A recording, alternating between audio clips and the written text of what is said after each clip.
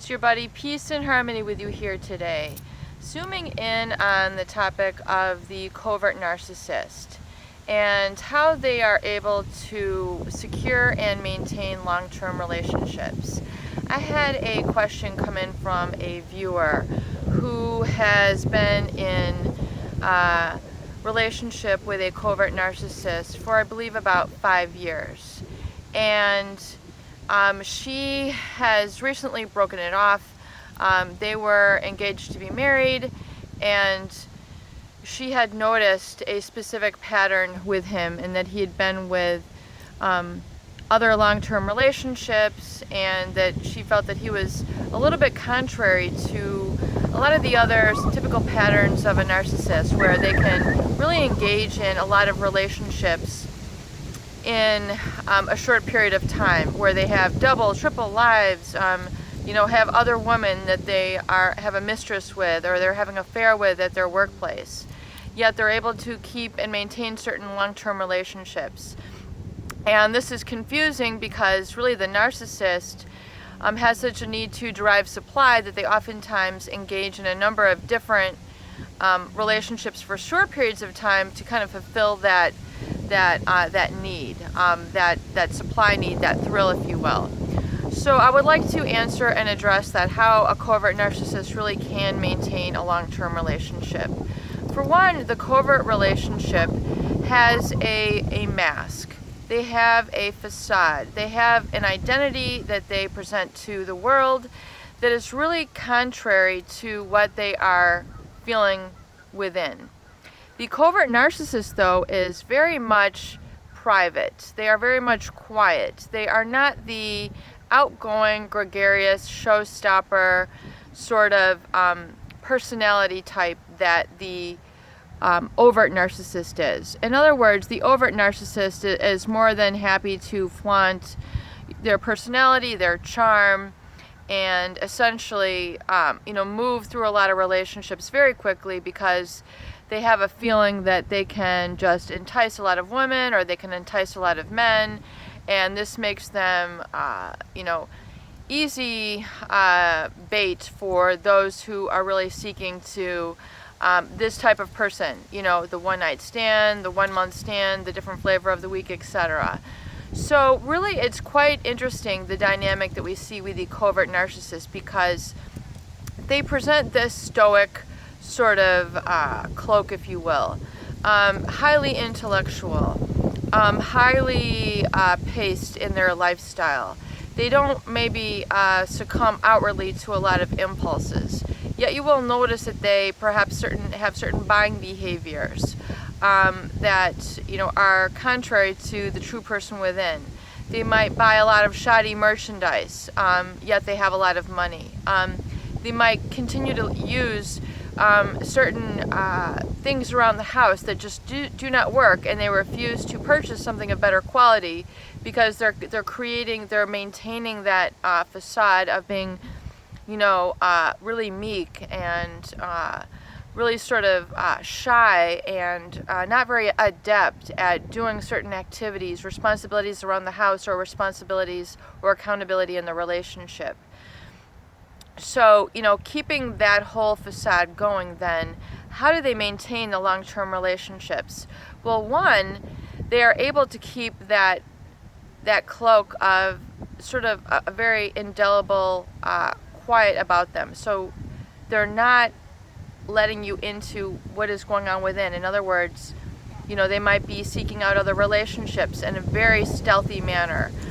They might have other purchasing behaviors or other dynamics that they then kind of like do at their workplace. In other words, go to a lot of auctions that you aren't familiar with, or shopping websites that they have things delivered to their office, or they have a hoarding sort of issue where they might hoard objects in different areas of the house which you really are not to go to, or the garage, or even their office. They might set up second properties, things of this nature, which are really but they don't let onto it. So in terms of the relationships, they do the same thing. They're able to sort of entertain and indulge their curiosities in a very subtle sort of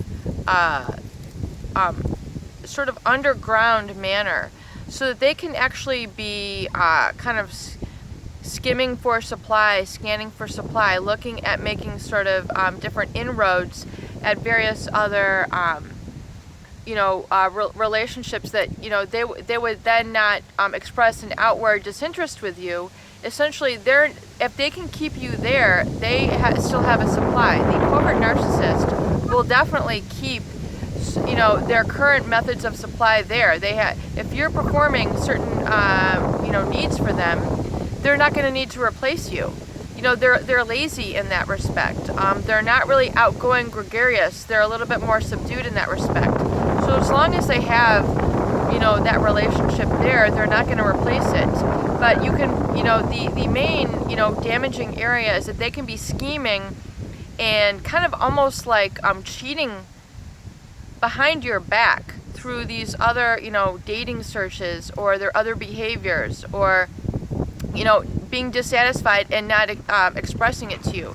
So this is really, in essence, how they're going to, it's almost like they're cheating on you mentally. They are essentially, they have it's a cognitive dissonance where they're saying one thing but doing another, and actions speak louder than words. So the covert narcissists, though, they are adept at manipulating, exploiting, and hiding their true behaviors.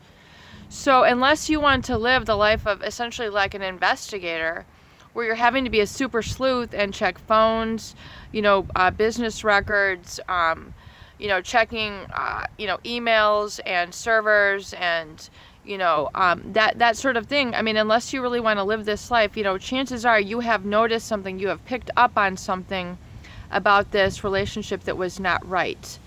There was something missing. There was a vapidness, an emptiness, a need that was not being met. So the narcissist, that is their vulnerability. So, they are able to maintain a long-term relationship essentially really because they are lazy. They're not going to outwardly just replace supply, but they will do it in other subtle ways, through websites, through their thoughts. Oftentimes the covert narcissist will have an incredibly rich fantasy life, which you are not included in. And this can be, through, subtle lewd tactics at their workplace, different websites that they visit, unbeknownst to you. A lot of their behaviors, a lot of it you can, until you really realize, they're flirtatious, very subtle flirtatious, but very strong flirtatious and seductive behaviors, which really, aren't known really in the beginning of the relationship until you start, until they're out and their mask starts to crumble and the mask starts to break away and crack away, and you see, maybe when they're drinking or when they're loosened up and they're not maintaining that facade, you see kind of a sickness ooze out of them, correct? You see a sort of, an illness, the way that they, maybe flirt with other members of the opposite sex, the manners in which they read. It's almost like a very internal sort of cheating within, which you as a person can usually generally pick up on. And so those are some of the red flags that it's good that you're paying attention to, because you realize they're not fulfilling on all cylinders as a healthy relationship should. So that is why the covert narcissist is able to stay in these long-term relationships and keep them going, because as long as they've got one on the line, they're not going to throw it back. Peace and harmony with you here today. I hope these videos help. Please share and please subscribe for more great tools, videos, discussions, and support.